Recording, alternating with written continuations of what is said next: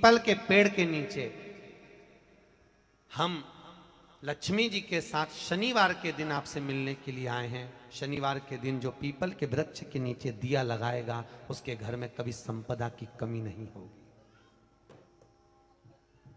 सारे दिन पीपल के वृक्ष के नीचे हमारा निवास होगा।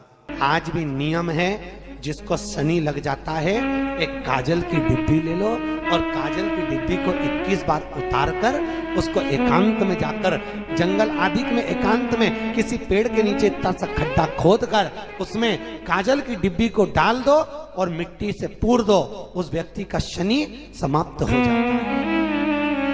काशी विश्वनाथ का नाम लेकर काजल की डिब्बी को 21 बार उतार कर अगर काशी विश्वनाथ का नाम लेकर शनि वाले व्यक्ति को अगर पेड़ के नीचे दबा दे, शनि समाप्त। शनि उसको शनिवार के दिन जो पीपल के वृक्ष में सरसों के तेल का दीप लगाता है उसको शनि कभी परेशान नहीं करता। एक बात हमेशा ध्यान रखिएगा, मान लो अगर कोई भारी रोग ऐसा शनि महाराज के कारण हो गया हो, अच्छे काम करते करते उल्टे हो रहे हैं, होते हैं किसी किसी के साथ में, विपरीत परिस्थितियां आ जाती है, अच्छा करने जाओ बुरा हो जाता है, अच्छा कर्म करने जाओ बुरा हो जाता है। तो पीपल के वृक्ष की जो छाल होती है, छाल देखिए, पीपल के वृक्ष में जो छाल लगी होती है उस छाल को घिसकर चंदन बनाकर भगवान शंकर का स्नान कराकर अभिषेक कराकर पूजन कराने के बाद हमें पिपलेश्वर महादेव का नाम लेकर, कौन से महादेव? पिपलेश्वर महादेव का नाम लेकर वो जो घिसी हुई छाल होती है उस छाल का तिलक भगवान शंकर को लगा लो और उसी का थोड़ा सा भाग अपने कंठ पर मस्तक पर लगाना प्रारंभ कर दो। धीरे धीरे जो विपरीत दशा है वो सुधरना प्रारंभ हो जाती है। पर नाम याद रखना, पिपलेश्वर, जम के बोलिए, पिपलेश्वर महादेव। एक देवता ऐसे हैं जिन्होंने दूसरे का हिस्सा खाने का प्रयास करा था और आज भी उस देवता से दुनिया डरती है। और उन्होंने दूसरे का हिस्सा खाने का प्रयास करा था तो शंकर भगवान ने उसको भी नहीं छोड़ा। कौन से देवता? वो बाल्टी में हर शनिवार को आते हैं आपके यहाँ। कौन से? शनि देव। उनने क्या करा था? भगवान सूर्य नारायण ने अपने सारे पुत्रों को देखा, सारे पुत्रों,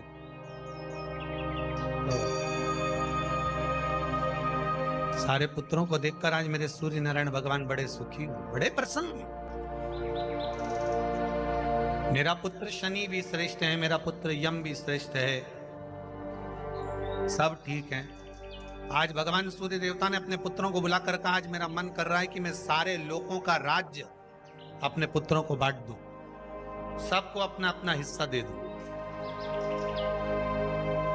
शनि महाराज जी को भी हिस्सा दे दिया गया। अब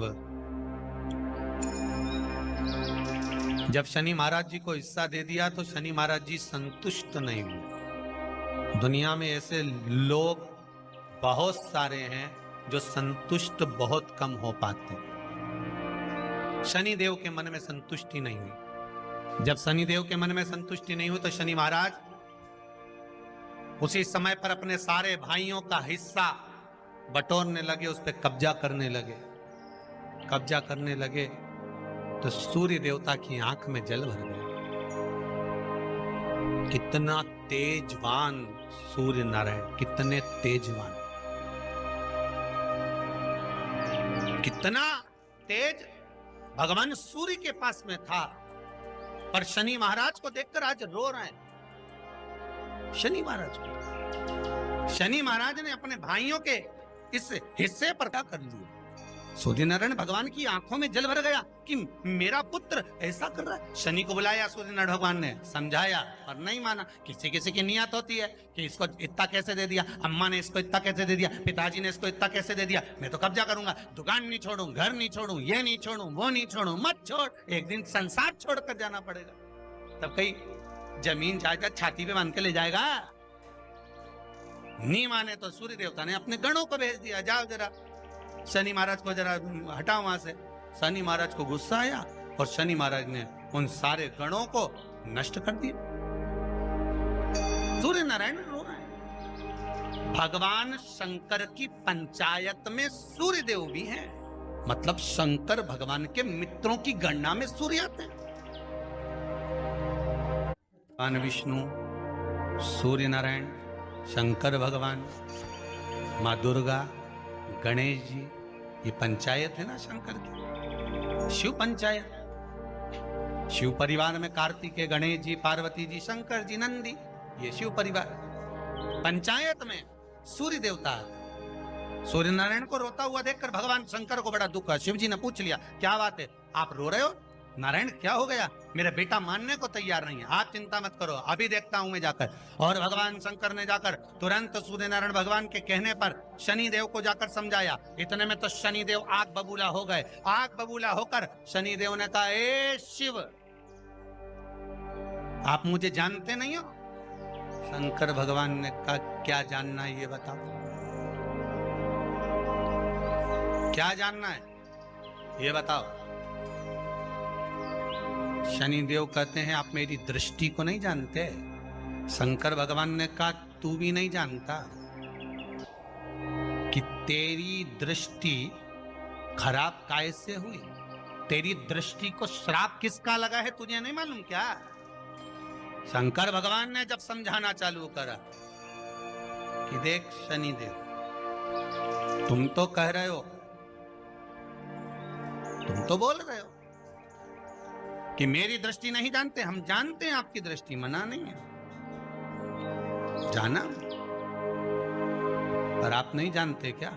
शिव जी जानते हैं। शिव जी ने कहा, मैं सब जानता हूं। आपका विवाह करा सूर्य देवता ने, आपकी पत्नी घर में आ गई, आप अपनी पत्नी को देखते तक नहीं थे, इसलिए आपकी धर्म पत्नी ने आपको श्राप दिया कि जिस पति ने मुझ पर दृष्टि नहीं डाली, मेरे वो पति की दृष्टि कुदृष्टि हो जाए, जिस पे डालेगा वो बर्बाद हो जाए। शनि महाराज ने कहा, आप मेरी पत्नी की याद मत दिलाओ। शंकर भगवान बोले, ए शनि, फिर समझा रहा हूं, हिस्सा छोड़ेगा कि नहीं छोड़ेगा? शनि बोले, नहीं छोड़ूंगा। शंकर भगवान ने उठाया, पीपल के पेड़ के नीचे ले गए और पीपल के पेड़ के नीचे शनि महाराज को उल्टा लटका दिया। 19 साल तक शनि महाराज को पीपल के पेड़ के नीचे शंकर जी ने लटका के रखा। अब बोल, 19 वर्ष तक शनि महाराज पीपल के वृक्ष में, पीपल की जड़ पर बंधे रहे, बोले ही नहीं, सिर्फ टंगे रहे। अब दूसरे का हिस्सा खाने वाले को जब शनि महाराज जैसे के लटका दिया भोलानाथ ने, तो तुम कहीं लगो रे लाइन में? मेरा विचार तो करो। 19 वर्ष तक शनि महाराज लटके रहे, तब 19 वर्ष नेत्र बंद कर कर शनि महाराज ने शंकर की आराधना करी कि दुनिया में कोई ऐसा नहीं जो मुझे उल्टा लटका दे, केवल एक यही है जिनने मुझे लटकाया है। तो 19 वर्ष तक तप करा तो शंकर जी प्रसन्न हो गए। धरनी को हटाकर पार्वती को लाए, साथ में आशीर्वाद दिया, शनि महाराज को खोला। वर मांगो, तुम्हें क्या चाहिए, मांगो तुम्हें क्या चाहिए। शनि महाराज ने कहा, मांगूंगा कुछ नहीं, आप वर दे दीजिए। शंकर जी ने कहा, मैं तुम्हें दंड अधिकारी बनाता हूं कि आप अच्छे और बुरे का दंड दोगे, आप अधिकारी बनकर बैठोगे, मेरा आशीर्वाद तुम्हारे साथ में। दंड अधिकारी। भगवान शंकर का एक अवतार है पिपलाद अवतार। पिपलाद अवतार, जब दधीचि ऋषि की अस्थियां चली गई, उनकी धर्मपत्नी सुवाच ने देखा मेरे पति को मार दिया गया, मेरे पति की अस्थियां ले गए राक्षसों का संहार करने के लिए, उनकी अस्थियां लेकर चले गए, मेरा पति चले गया। सुवाच गर्भ से थी, मरना चाहती थी, प्राण छोड़ना चाहती। शिव जी ने देखा ये तो अग्नि के ऊपर चढ़कर अपनी देह त्याग रही है। शंकर भगवान ने आकर कहा, रुक जा सुभाष, रुको, तुम्हारे गर्भ में बच्चा है, तुम्हारे गर्भ में बच्चा है, वो बच्चा मर जाएगा। अब इस बच्चे को जन्म देकर भी क्या करूं? नहीं पिता, तुम्हारे गर्भ में जो बच्चा है वो महाज्ञानी है। तुमने मुझसे प्रसाद के रूप में मांगा था, कहा था शिव जैसा पुत्र होना चाहिए, तो क्या तुम शंकर को नष्ट कर दोगे? मैं शंकर को जन्म दूंगी। सुभाष ने 2 पत्थर उठाए, अपने गर्भ पर मारना प्रारंभ करा। गर्भ पर मारा, बच्चे ने जन्म लिया। बच्चा 7 महीने का था। उस बच्चे को उठाकर पीपल के कोटर में रख दिया। पीपल की कोटर। एक गिलहरी पीपल के फल को लेकर आती थी, पिपलाद के मुंह में देती थी। शिव का है, इसलिए शंकर का नाम ही पिपलेश्वर महा। शिव का एक अवतार पिपलाद के रूप में हुआ है। तुम क्यों चिंता करती हो? तुम चिंता मत करो, तुम्हारा पुत्र जन्म दो तुम। और दिया धन सुभाष ने, उसके बाद प्राणों को त्यागा। और उस पीपल के कोटर में अगर भरण पोषण करने वाला कोई था तो वह देवाधिदेव महादेव था। फिर निवेदन करेंगे, माता के गर्भ में बच्चा रहता है, उसका भरण पोषण करने वाला मेरा देवाधिदेव महादेव है।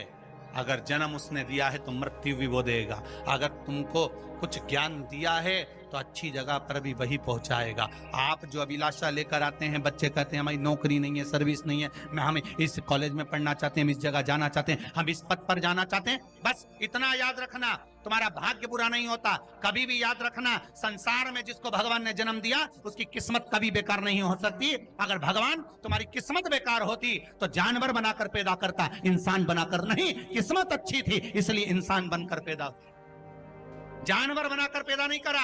अगर तुम्हारी किस्मत अच्छी थी इसलिए मनुष्य बनकर पैदा हुए हो, इंसान बनकर पैदा हुए हो, मानव बनकर पैदा हुए हो।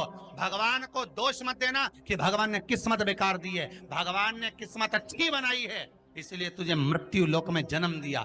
भगवान ने भाग्य अच्छा बनाया इसलिए तुझे शिव महापुराण की कथा सुनने का मौका दिया। नहीं तो भाग्य में नहीं होती तो कहां से मिल जाती? किस्मत अच्छी है तो भगवान नौकरी भी लगाएगा, धंधा भी करवाएगा, सर्विस भी कराएगा, विवाह भी करेगा, शादी भी करेगा, मकान भी बनाएगा, जायदाद भी देगा, संतान भी देगा। उसने दिया है पेट तो भरेगा वही। हम काय को अपने माथे पर ले? मैंने इतनी पढ़ाई कर ली, मैं इंजीनियर हो गया, मैं ये बन गया, मैंने तो ये कर लिया, उसके बाद भी मैं घर में बैठा हूं, मेरा छोरा घर में बैठा, इतना पढ़ने के बाद बैठा।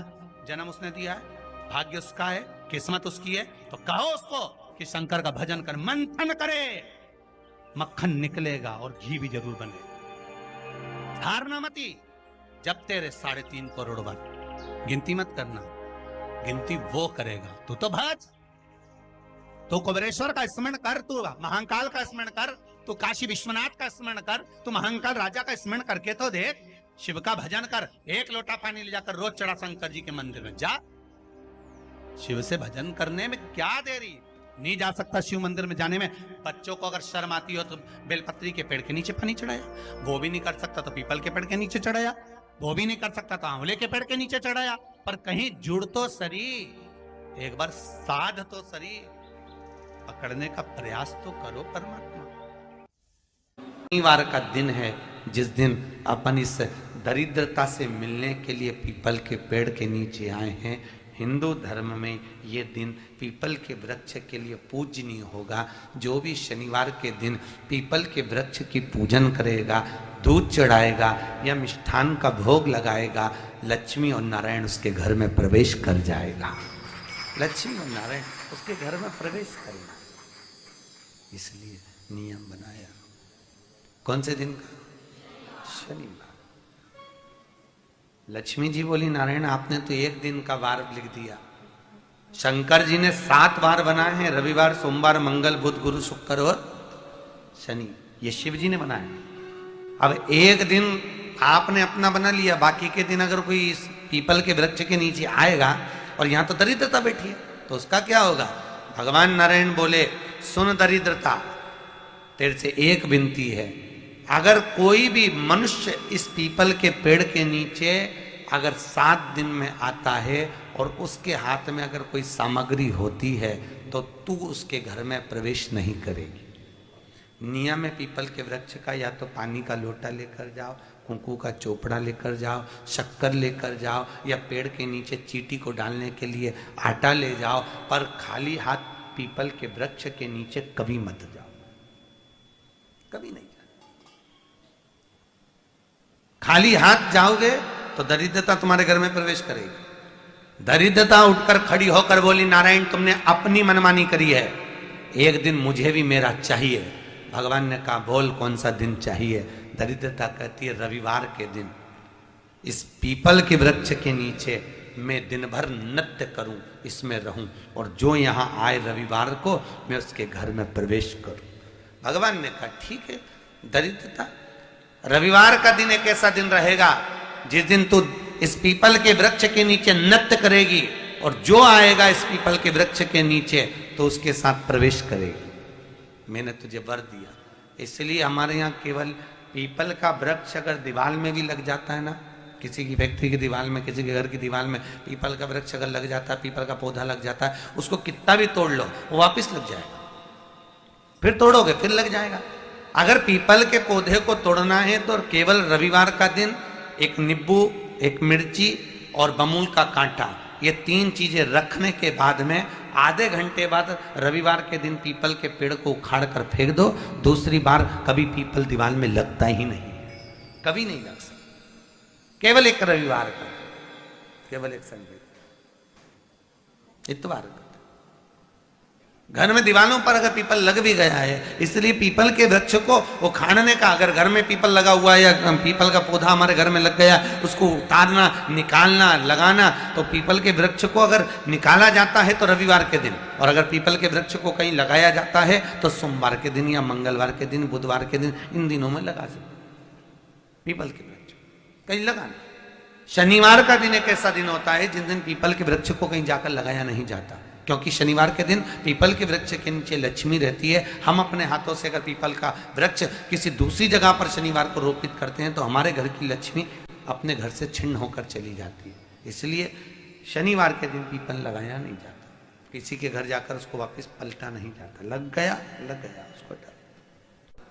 प्रभु मेरी धर्म पत्नी को कहाँ रखूं आप बताओ। वो तो जहां यज्ञ होता है, अनुष्ठान होता है, दान होता है, पुण्य होता है, सत्कर्म होता है, वहां जाने को तैयार नहीं। अब करूं क्या। भगवान ने बोला एक काम करो। दुर्वासा जी बोले जिसके यहां रात्रि में बर्तन झूठे पड़े रहते हो उसके घर में इस दरिद्रता को लेकर तुम प्रवेश कर जाना। जिसके यहां रात्रि में बर्तन झूठे पड़े हो वहां लेकर प्रवेश कर जाओ। दूसरी जगह दुर्वासा जी बोले जो स्त्री घर में दोपहर के समय पर सो रही हो उसके घर में इसको लेकर प्रवेश कर जाइए। जो स्त्री दोपहर के समय में घर पर सो रही हो इस दरिद्रता को लेकर प्रवेश कर जाइए।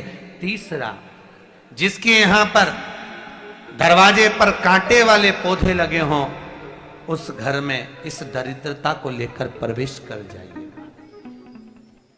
दरिद्रता कितनी सुंदर बात कही है। दाता और विधाता कौन कौन? दाता और विधाता। लक्ष्मी और दरिद्रता के सगे भाई हैं। कौन कौन? दाता और विधाता। दाता को फिटकरी प्रिय है, विधाता को नमक प्रिय है। ये दोनों हमेशा लक्ष्मी को और दरिद्रता को दोनों को समझाते थे, दोनों में प्रेम बढ़ाते थे। आज भी हिंदू धर्म की रीति है। यहां तो ठीक है, जिसके यहां पर भी अगर थोड़ी सी भी परेशानी होती है, थोड़ा सा क्लेश होता है, अशांति होती है, लक्ष्मी नहीं टिक रही हो, काम नहीं बन रहे हो, बहुत प्रयास करा जा रहा हो और हमारा कार्य नहीं होता, तो क्या करते हैं? फिटकरी और नमक को पानी में डाल देते हैं और घर में पोछा लगा देते हैं। आप लोगों ने आजकल फेसबुक पे भी पढ़ा होगा, व्हाट्सएप पे भी पढ़ा होगा। तो क्यों लिखा उसमें? उसका कारण ही केवल रहता है कि दाता और विधाता की प्रियता उसमें। माता ख्याति के जो 4 बच्चे हुए इसमें जो 2 लड़के हैं दाता और विधाता, उसकी प्रियता उसकी पूर्णता उस। अब दुर्वासा जी बोले अपनी धर्म पत्नी को वहां लेकर, जहां कांटेदार पौधे लगे हों वहां पर लेकर प्रवेश कर जाइए। कांटेदार पौधों में उस दरिद्रता का निवास हो गया।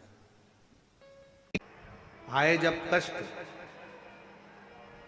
बहुत कष्ट का जीवन चल रहा हो, बहुत कष्ट की जिंदगी चल रही हो, ध्यान लगाना, अगर कष्ट का जीवन चल रहा हो, तकलीफ की जिंदगी चल रही हो, 5-7 सोमवार, या तो 5 सोमवार या 7 सोमवार, हाथ में दुर्वा, मान लो ये तुमने दुर्वा ले ली, हाथ में दुर्वा, एक बेलपत्र, और उसी हाथ में अपने घर का भरा हुआ 1 लोटा जल। पहले रखना है दुर्वा, फिर रखना है बेलपत्र, उसके बाद में हाथ में 1 लोटा जल, और दोनों हाथों का स्पर्श करते हुए जो अपना पूजन का कक्ष होता है घर के अंदर का, उस पूजन कक्ष की साक्षी में खड़े होकर अपने कुल देवता, पितृ देवता और अन्य देवताओं का स्मरण करते हुए, बाबा बहुत दुखी हूँ, बहुत तकलीफ में हूँ, बहुत कष्ट में हूँ, मेरा परिवार आज दुख तकलीफ में है, मेरा परिवार आज कष्ट में है, दुख में है, कष्ट में है। बाबा को अपने मन का भाव कहते हुए, हृदय से प्रार्थना करते हुए अपने घर के मंदिर से निकलकर फिर उस जल को लेकर शिवालय तक जाओ और दक्षिण की ओर खड़े होकर उत्तर की ओर मुख कर जल समर्पित करो। बेलपत्र और दुर्वा दोनों को अशोक सुंदरी वाली जगह पर चढ़ा दीजिए। अशोक सुंदरी की जगह तो सबको मालूम है ना। अशोक सुंदरी वाली जगह पर उस बेलपत्र और दुर्वा को समर्पित कर दो। चढ़ा हुआ थोड़ा सा जल लेकर आओ, घर के दरवाजे पर उसका छींटा दे दो, लेपन कर दो, और बाबा से 5 सोमवार नियम से आप दुर्वा, बेलपत्र और जल का प्रयोग अगर करोगे, 5 सोमवार पूर्ण होंगे, जो तुम्हारा दुख है वो समाप्त जरूर होगा। शिव करुणा जरूर, शिव कृपा जरूर। बस इसमें 3 चीजों का स्मरण रखिएगा। 3 चीजों शिव पुराण कर रही है, इसमें 3 चीजों का स्मरण करिए। पहले नंबर पर दुर्वा, दूसरे नंबर पर बेलपत्र, और तीसरे नंबर पर जब जल चढ़ाकर वापिस आओ तो अपने घर में प्रवेश के पहले देहली पर, चौखट पर भगवान शंकर के अपने घर के द्वार पर शिव का नाम लेकर जल का सिंचन। 3 शिवजी की करुणा का गुणगान करने के लिए 3, जब आप तकलीफ में होते हो तो 3, शंकर को जल चढ़ाने वाला 1 लोटा जल चढ़ाने वाले के पास 3 को भगवान शिव अवश्य भेजते हैं। दुख को समाप्त करने से पहले 3 को मेरा शंकर आपके दरवाजे पर जरूर भेजता है। पहले नंबर पर मां आद्य शक्ति दुर्गा को आपकी पड़ोसन के रूप में, आपके रिश्तेदार के रूप में, आपके कुटुंबी के रूप में, आपके संबंधियों के रूप में, किसी ना किसी के रूप में आपके पास भेजकर बोलेंगे, क्यों घबराती हो, क्यों चिंता करती हो, क्यों टेंशन लेती हो।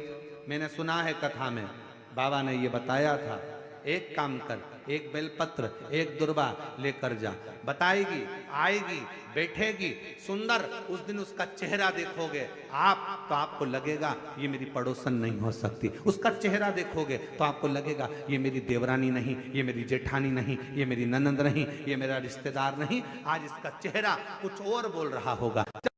जब होगी तब कोई तुम्हारे कहेगा, धीरे से, सामने नहीं आएगा तो सुंदर स्वरूप धारण कर स्वप्न में आकर कहेगा। ऐसा लगेगा कोई तुम्हें जगा कर कह रहा है कि तू घबराना मती, तू ये कर लेना। समझ, धीरे से, सामने नहीं आएगा तो सुंदर स्वरूप धारण कर स्वप्न में आकर कहेगा। ऐसा लगेगा कोई तुम्हें जगा कर कह रहा है कि तू घबराना मती, तू ये कर लेना। समझ लेना मेरे बाबा ने अपनी अर्धांगिनी पार्वती को तुम्हारे पास भेज दिया, मेरे शिव ने।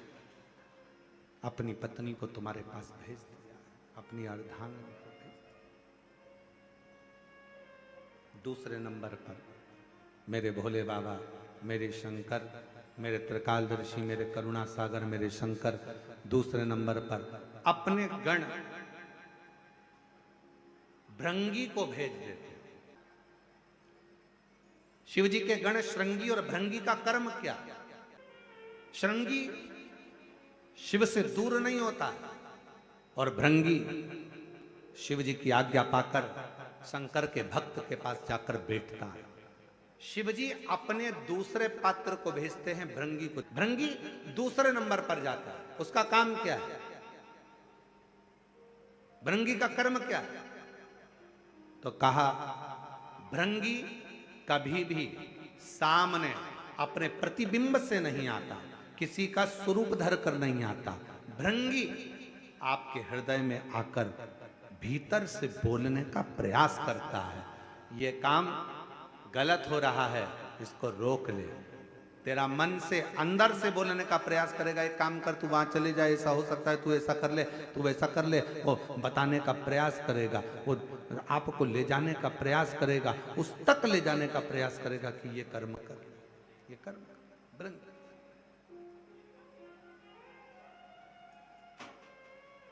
दूसरे नंबर पर भृंगी आपके मन की वाणी को शिव तक पहुंचाने का प्रयास करेगा। और तीसरे नंबर पर भगवान शंकर अपने भक्त का दुख हरने से पहले तीसरे नंबर पर भेज देते हैं अपने नंदीश्वर को, अपने नंदी गण को। मेरे शिव भेजते हैं। नंदी का काम क्या है?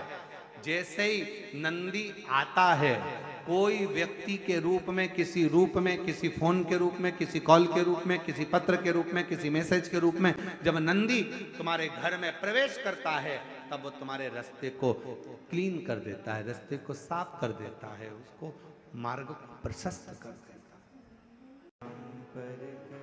आप दिल से उससे कहो, जहां तार ना जुड़े। कोई कई जगह कहे ना, अभी हमने कहा कि हमारे बच्चे कहे यहाँ पर सिग्नल मिल रहा है, कोई कहे वहां सिग्नल मिल रहा है। अगर सारी दुनिया से हार गए तो फिर एक जगह पर जाकर सिग्नल मिलाना।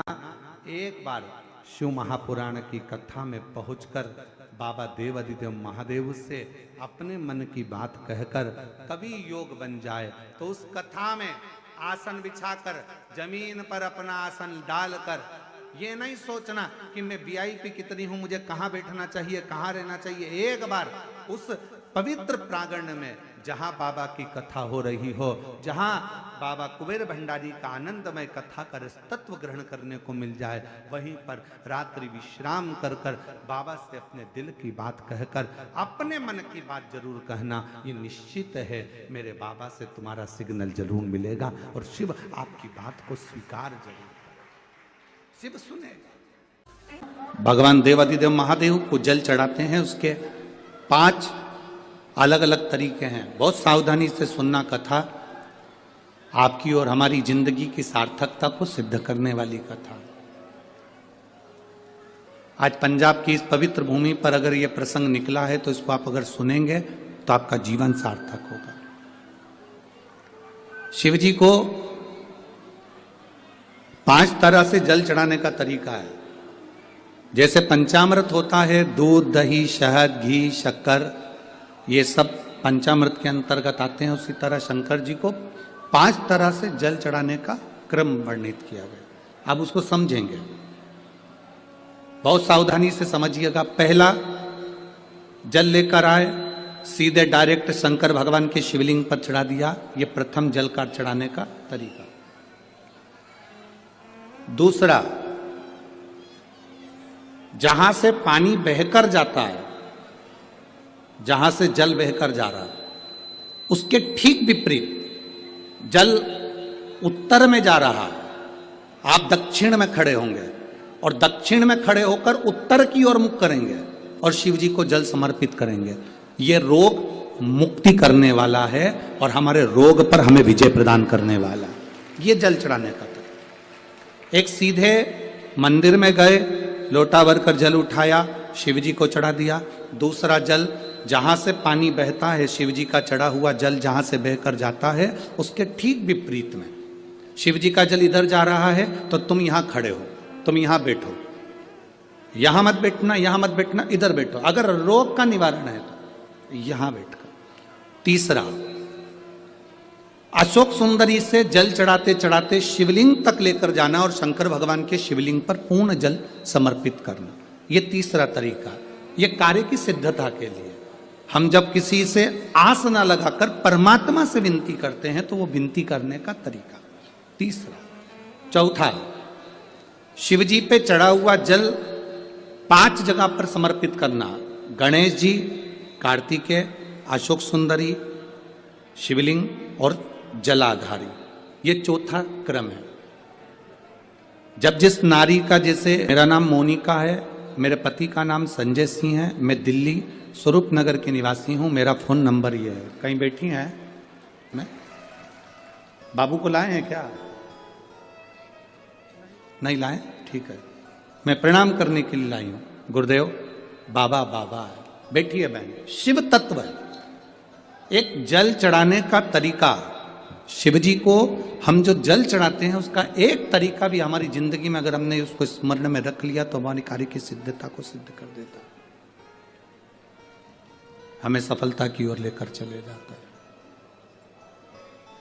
सीधे जल चढ़ाना, दक्षिण में बैठकर उत्तर की ओर मुख कर कर जल चढ़ाना, अशोक सुंदरी से लेकर शिवलिंग तक जल चढ़ाना, 5 स्थान पर गणेश, कार्तिकेय, अशोक सुंदरी, जलाधारी, शिवलिंग पर जल चढ़ाना 5 स्थान पर, ये चौथे नंबर का। और 5वां जल समर्पित करना,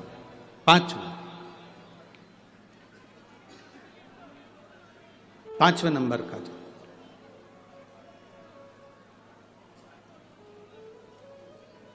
शिव जी को 5म नंबर का जो जल आता है, जो जलाधारी है, ऊपर जिसमें पानी भरा रहता है और नीचे एक एक बूंद टपकता रहता, जलाधारी में जल समर्पित कर कर उसी जल को बचाकर अशोक सुंदरी वाली जगह पर थोड़ा सा चढ़ाकर उसी में से जल शिवलिंग पर जब हम समर्पित करते हैं तो हम जिस कार्य के लिए जा रहे हैं वो कार्य सफल